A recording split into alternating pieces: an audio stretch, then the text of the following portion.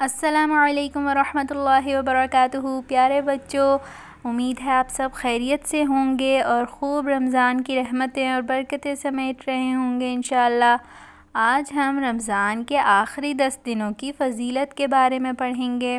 رمضان کا جو آخری عشرہ ہے یعنی آخری 10 دن، ان کا ایک ایک لمحہ بہت ہی زیادہ بابرکت ہے، بہت زیادہ قیمتی ہے۔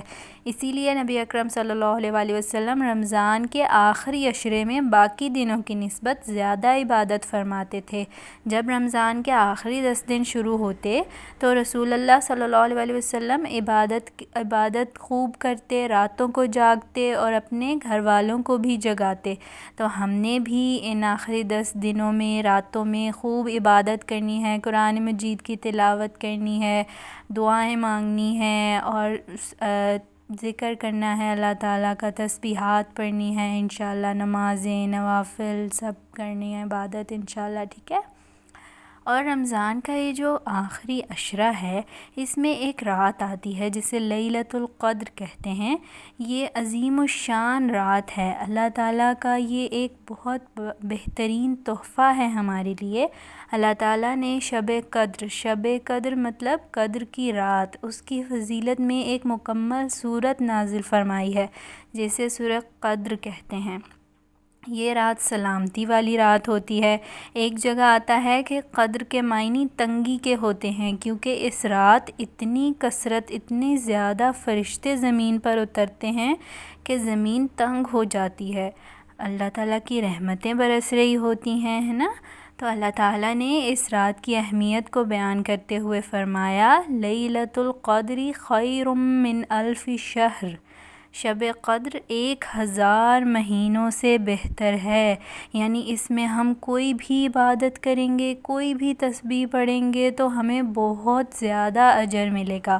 اور اس رات کو قرآن نازل ہوا شب قدر کو، اور یہ رات بڑی بابرکت ہے۔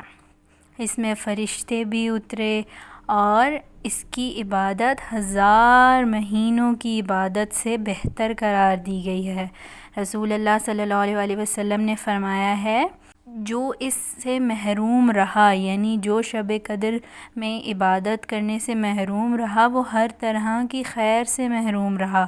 تو ہم نے تو خیر سے محروم نہیں رہنا، تو ہم شب قدر میں انشاءاللہ ہم عبادت کریں گے۔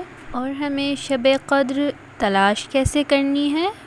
آخری 10 راتوں کی جو طاق راتیں ہیں، طاق یعنی آڈ نائٹس، جیسے 21 کی رات، 23 رمضان کی رات، 25 رمضان کی، 27 اور 29، ان 5 راتوں میں سے ہم نے شب قدر تلاش کرنی ہے انشاءاللہ، اور ان میں خوب عبادت کرنی ہے آخری 10 راتوں میں، اور خوب اللہ تعالیٰ سے دعائیں مانگنی ہے، تسبیحات پڑھنی ہے، ذکر کرنا ہے انشاءاللہ، ٹھیک ہے۔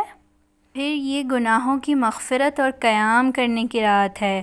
ایک جگہ آتا ہے کہ نبی اکرم صلی اللہ علیہ وآلہ وسلم نے فرمایا، جس نے ایمان کے ساتھ ثواب کی نیت سے لیلۃ القدر کا قیام کیا، اس کے پچھلے گناہ معاف کر دیے جاتے ہیں۔